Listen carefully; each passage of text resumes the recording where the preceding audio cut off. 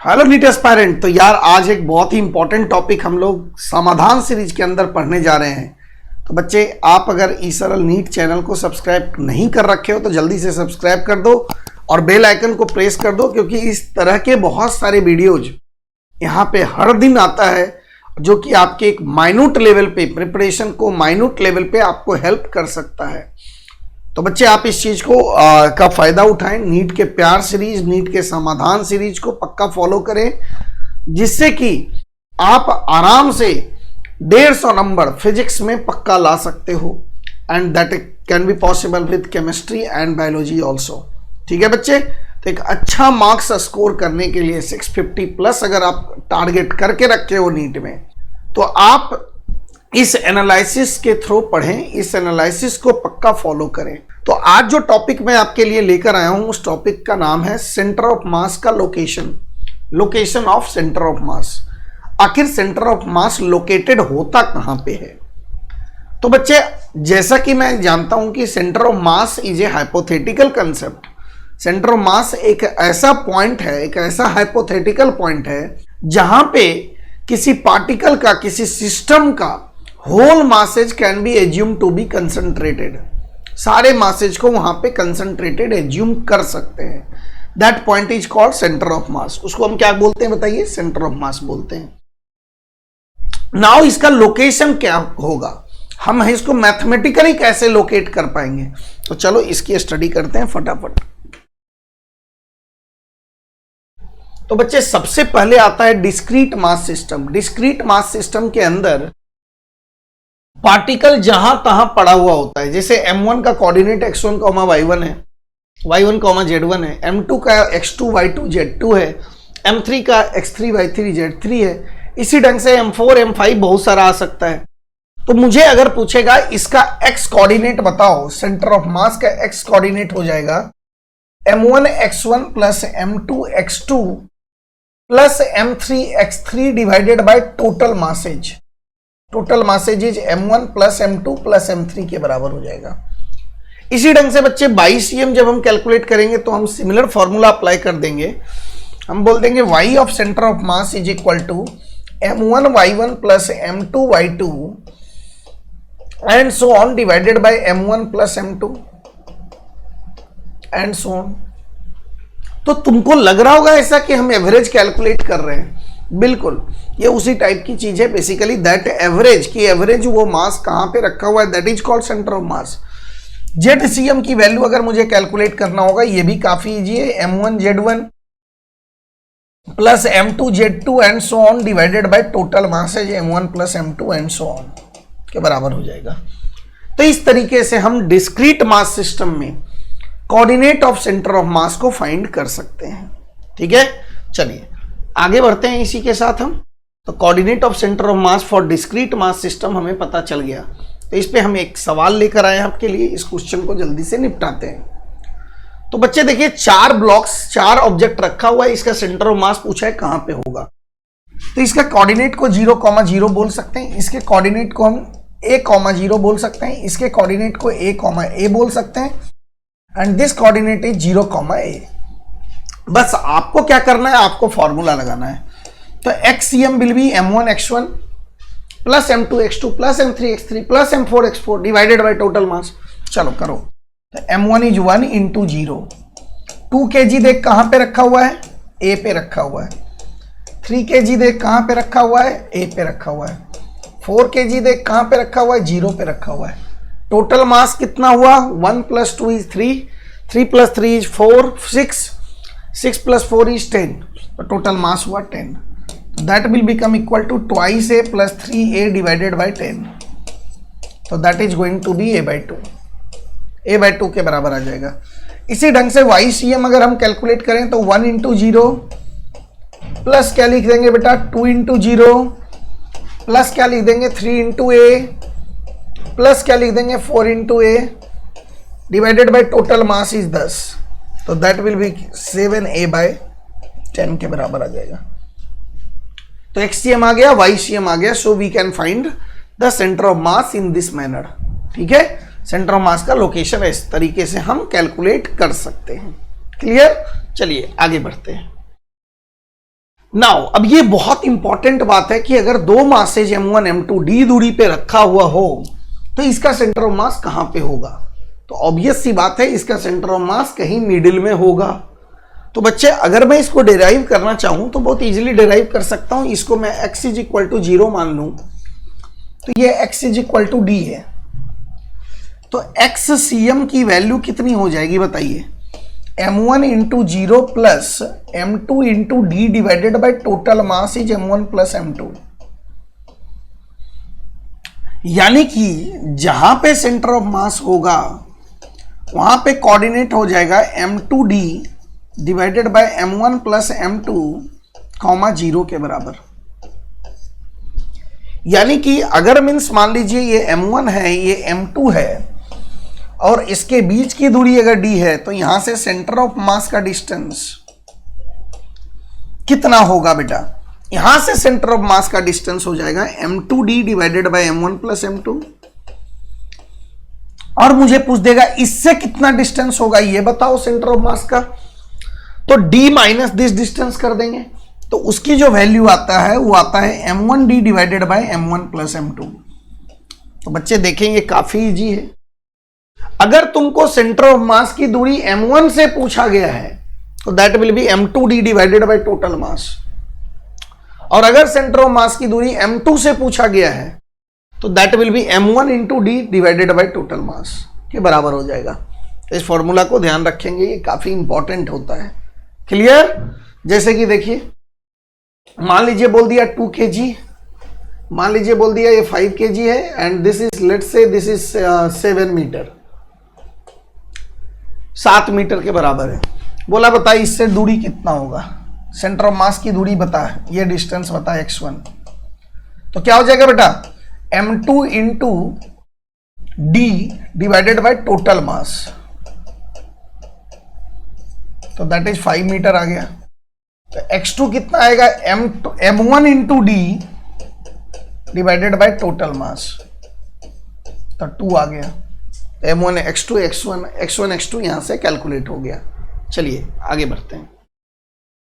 Now the key point is कि centre of mass of 2 point divides internally the line joining in inverse ratio of their masses.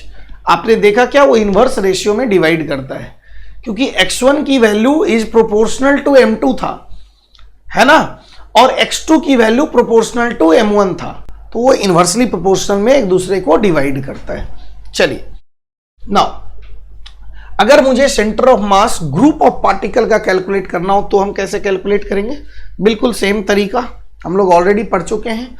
जैसे मान लीजिए ये particle का group है, मान लीजिए ये पार्टिकल का ग्रुप है, तो अगर हम इसका सेंटर ऑफ मास यहां पे है x1 y1 पे, और अनदर ग्रुप है सिस्टम का पार्टिकल का, उसका सेंटर ऑफ मास अगर मान लो x2 y2 पे है, तो इन दोनों का सेंटर ऑफ मास कहां पे है? तो वो फिर से हमें फॉर्मूला लगाना पड़ेगा m1 x1 plus m2 x2 divided by m1 plus m2, m1 y1 plus m2 y2 divided by m1 plus m2 से। ठीक है बच्चे? चलिए, so now the centre of mass of the continuous body. अब जैसे discrete मास system का मैंने centre of मास पढ़ लिया, कंटिन्यूअस मास सिस्टम का सेंटर ऑफ मास क्या होगा? तो जैसे मान लीजिए अगर ये कंटिन्यूअस मास सिस्टम है तो मैं यहां से r दूरी पे एक छोटा सा मास ले लूंगा dm। तो सेंटर ऑफ मास का फॉर्मूला क्या होता है? What is RCM? RCM is basically m1 r1 plus m2 r2 divided by total mass. मतलब बेटा इंटीग्रल dm r के बराबर होता है डिवाइडेड बाय इंटीग्रल dm के बराबर होता है। समझ में आ गई बात? तुम क्या करते थे ऊपर में m1 r1 plus m2 r2 plus m3 r3 divided by total mass करते थे। यहां पे हम छोटे छोटे मास को अगर हम ऐड करेंगे, मास को r से मल्टीप्लाई करके ऐड करेंगे, तो we have to integrate it.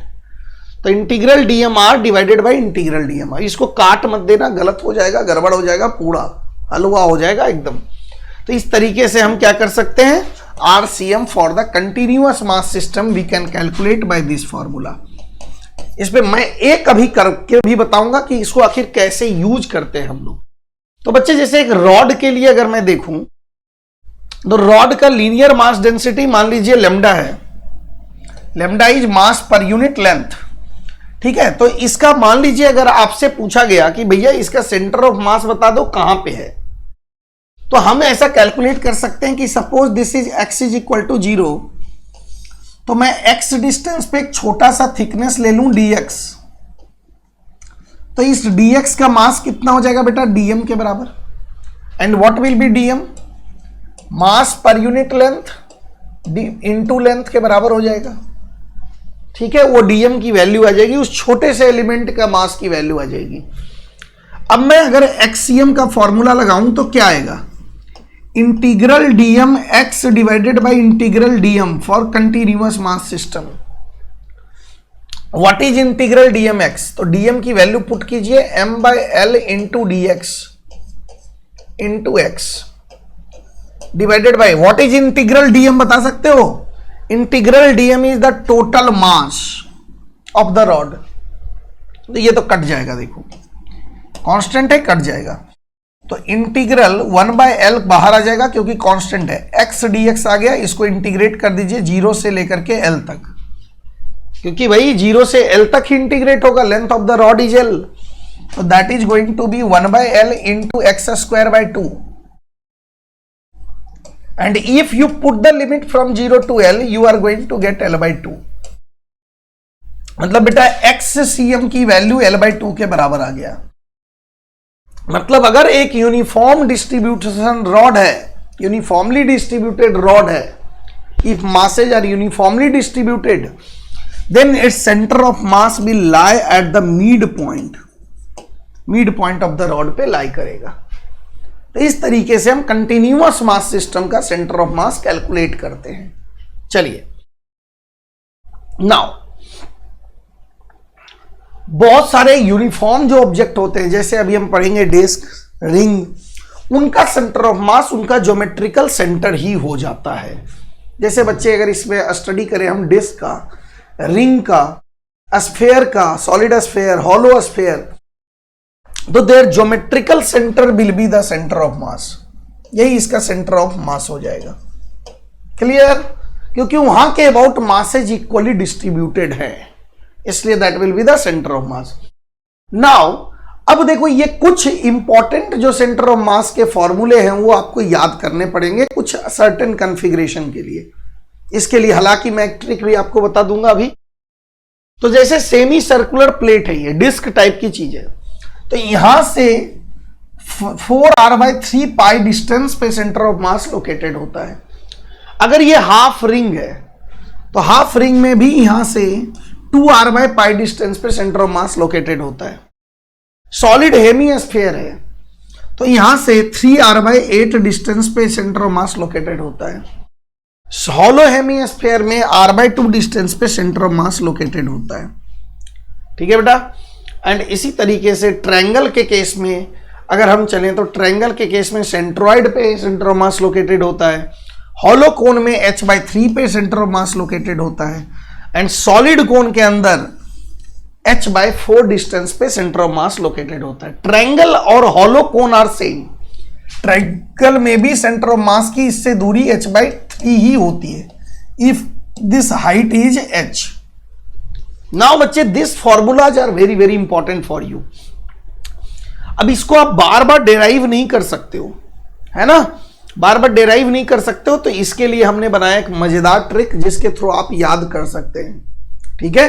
हालांकि ये ट्रिक बहुत जगह पे लोग पढ़ाते हैं, है ना, बड़ा फेमस सा है, तो जल्दी से ध्यान से देखिए। इसको ऐसे आप लिखेंगे,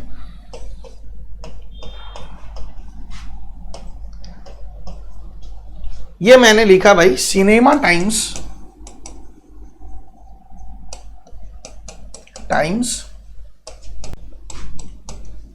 ऋतिक रोशन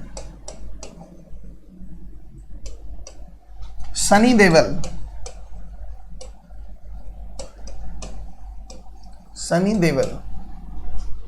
लिख दिया।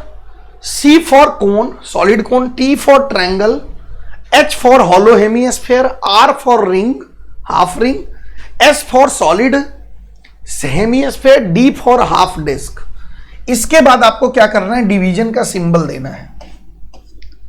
डिवीजन का सिंबल देने के बाद आपको काउंटिंग स्टार्ट करनी है। बेसिकली काउंटिंग कहां से स्टार्ट करना है? यहां से, 3 को छोड़ करके यहां से 1 2 3 छोड़ दीजिए, यहां से काउंटिंग स्टार्ट कीजिए 2 3 4। फिर काउंटिंग स्टार्ट करना है उल्टा 4 3 2 एंड ये आपको याद रखना है पाई 8 3 पाई। ये आपको याद करना पड़ेगा, ये 3 चीजें आपको याद करना पड़ेगा। तो सिनेमा टाइम्स ऋतिक रोशन सनी देओल लिख देंगे, डिवीजन का सिंबल देंगे, 3 छोड़ के 2 3 4 4 3 2 काउंटिंग लिख देंगे, फिर पाई 8 3 पाई लिख देंगे। अब बच्चे देखो, सबका नीचे में सबका सेंटर ऑफ मास का लोकेशन लिखा जा चुका है। ये डिस्क है तो यहां रेडियस लिख दो, ये सॉलिड हेमिस्फीयर है, रेडियस लिख दो, रिंग है रेडियस लिख दो, हॉलो हेमिस्फीयर है रेडियस लिख दो, ट्रायंगल है तो ट्रायंगल में हाइट आता है h लिख दो, कोन में हाइट आता है h लिख दो। सबका सेंटर ऑफ मास का लोकेशन उसके नीचे में लिखा जा चुका है।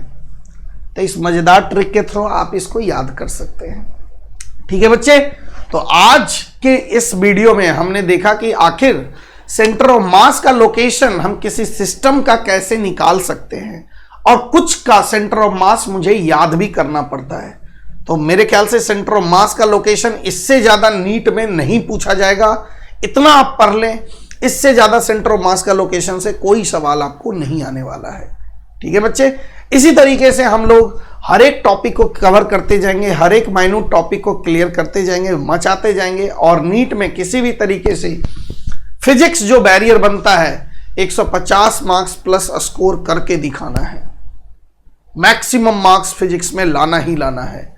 तो एनालिसिस को फॉलो करें, नीट के प्यार सीरीज को फॉलो करें, चैनल को सब्सक्राइब कर दें, ई सरल नीट चैनल को सब्सक्राइब कर दें, शेयर करें अपने दोस्तों के बीच। खुश रहें, आबाद रहें, बहुत अच्छे तरीके से तरक्की करें, देश का नाम रोशन करें, खूब आगे बढ़ें। Wish you all the best, मचाते रहें। Bye, take care, thank you बेटा।